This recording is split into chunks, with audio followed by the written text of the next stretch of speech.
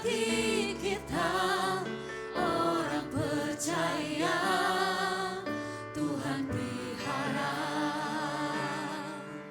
Tuhan cukupkan. Perhatikan burung-burung di udara, Tuhan makan tanpa bekerja. Apalagi kita kesayangannya, Tuhan pelihara, Tuhan sediakan. Saat kau perlu Tuhan tahu, saat kau minta Tuhan dengar, saat percaya Tuhan bekerja, saat menangis Tuhan tahu, saat berdoa Tuhan dengar, saat bersyukur Tuhan berkati.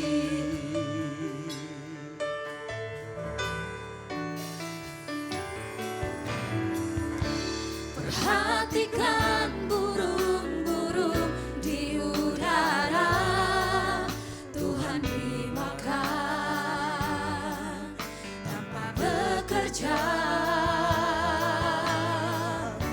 Apalagi kita kesayangannya, Tuhan pelihara, Tuhan sediakan. Saat kau perlu Tuhan tahu, saat kau minta Tuhan dengar, saat percaya Tuhan bekerja, saat menangis Tuhan tahu, saat berdoa Tuhan dengar, saat bersyukur Tuhan berkati.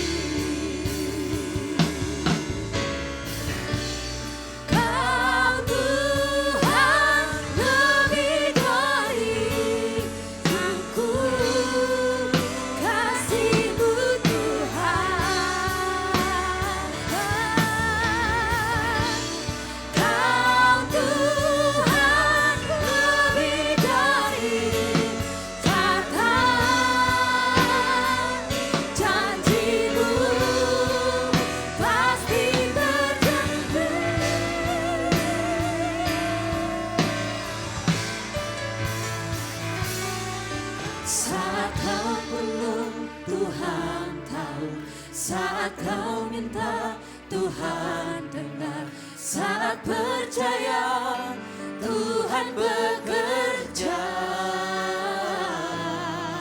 saat menangis Tuhan tahu, saat berdoa Tuhan dengar, saat bersyukur Tuhan berkati.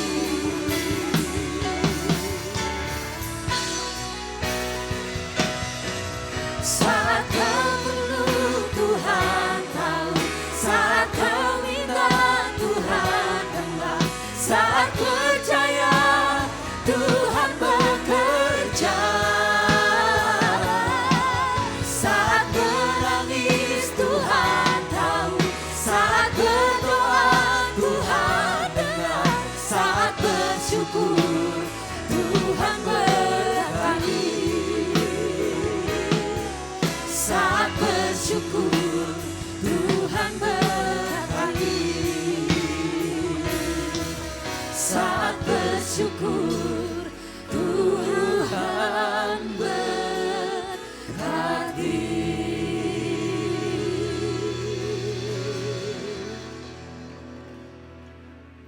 Baiklah Bapak Ibu Saudara, saatnya kita akan mendengarkan Voice of Pentecost.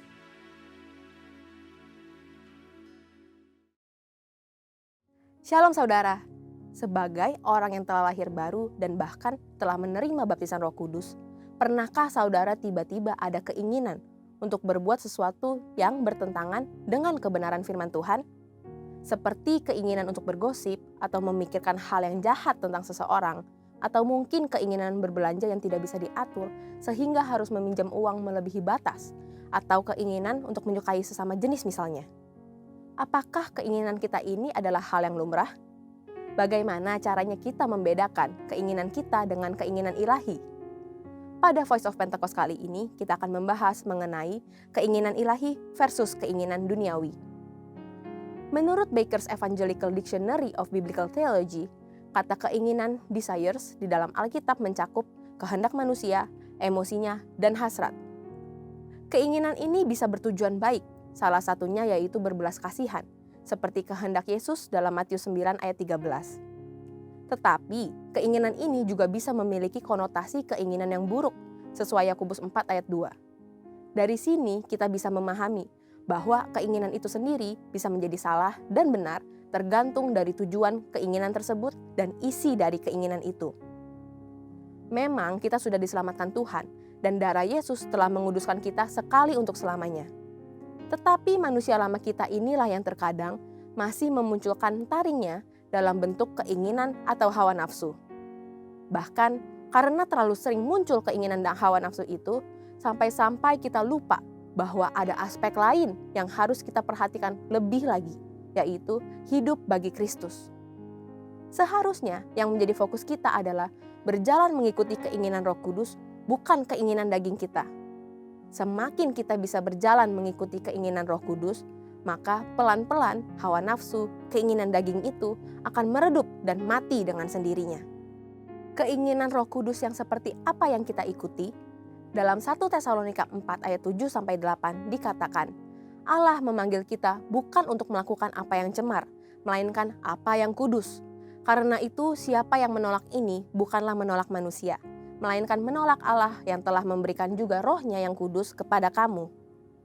Dari kedua ayat ini sudah jelas bahwa keinginan Bapa adalah untuk setiap anak-anaknya memilih apa yang kudus dan bukan yang cemar. Dan Roh Kudus diberikan dalam hati setiap kita agar kita memiliki kepekaan untuk tahu apa yang kudus dan berkenan kepada Tuhan. Saat ini pilihan ada di tangan kita. Apakah kita hari ini mau menyenangkan hati Tuhan atau mau menyenangkan kedagingan kita sendiri? Jangan jadikan alasan kita masih di bumi membuat saudara merasa normal dan lumrah mengikuti keinginan daging dan sulit untuk menyenangkan hati Tuhan. Dalam Yakobus 4 ayat 7-8, ada dua cara yang dapat kita lakukan untuk bisa mengalahkan hawa nafsu yang salah. Pertama, kita harus mendekat kepada Allah dan melawan iblis. Seringkali kita begitu berfokus melawan iblis, sampai lupa untuk mendekatkan kepada Allah. Kalau kita menyadari betapa indah dan nikmatnya hadirat Tuhan, maka tidak ada respon lain selain kita mau mengejar hadiratnya.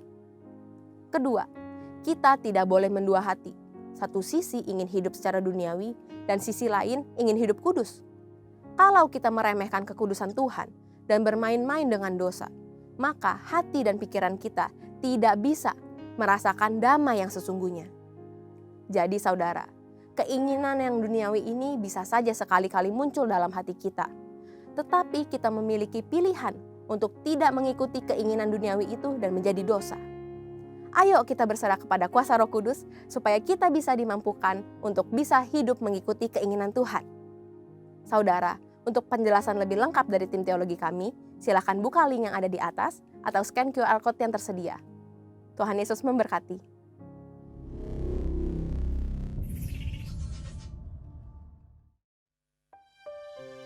Puji nama Tuhan. Shalom Bapak Ibu Saudara. Ada sukacita sore hari ini, amin. Amin. Yang bersukacita boleh kita berikan tepuk tangan untuk Tuhan Yesus. Saya percaya semua kita yang ada, yang hadir sore hari ini akan diberkati Tuhan lewat hadirat Tuhan. Sehingga setiap kita pulang dengan membawa sukacita dan berkat yang daripada Tuhan. Boleh saya undang untuk bangkit berdiri Bapak Ibu Saudara. Mari sama-sama kita datang dengan segenap hati sore hari ini. Kami bersyukur sebab kami masih ada sampai saat ini ya Tuhan. Kami percaya ini semua karena anugerah-Mu yang luar biasa dalam hidup kami. Terima kasih karena Engkau selalu menjagai hidup kami. Engkau selalu menyertai. Engkau Allah yang setia. Terima kasih. Sama-sama kita nyatakan. Seperti rusa rindu sungaimu, jiwaku rindu Engkau. Kaulah Tuhan hasrat hatiku, ku rindu menyembahmu. Sekali lagi dengan segenap hati. Seperti rusa rindu sungaimu, jiwaku rindu Engkau. Kaulah Tuhan hasrat hatiku, ku rindu menyembahmu. Engkau kekuatan kami, Engkau kekuatan dan perisaiku. Kepadamu rohku berserah. Kaulah Tuhan hasrat hatiku, ku rindu menyembah. Panggil nama Yesus, Yesus, Yesus. Kau berarti bagiku.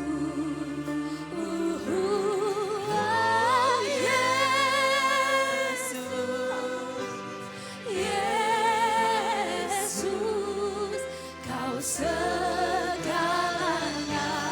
bagiku. Sorakan haleluya.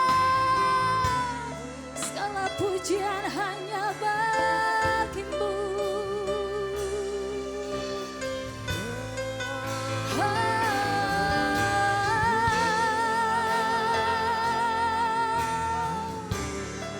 Terima kasih Tuhan Yesus. Ini hati kami, sama-sama lebih lagi. Seperti rusa rindu sungaimu, jiwaku rindu Engkau. Kaulah Tuhan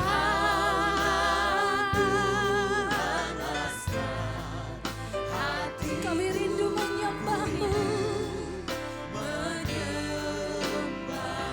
Engkau kekuatan, Engkau kekuatan dan perisaiku. Kepadamu rohku berserah. Kaulah Tuhan hasrat hatiku, ku rindu menyembah.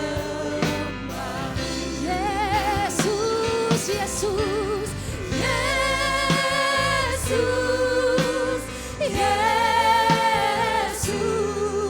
Kau berarti bagiku.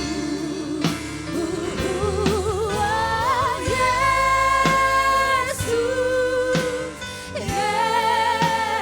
Yesus. Kau segalanya, lebih lagi nyatakan. Yesus, Yesus. Kau sangat berarti bagi kami. Oh, Yesus, Yesus. Kau segalanya bagiku.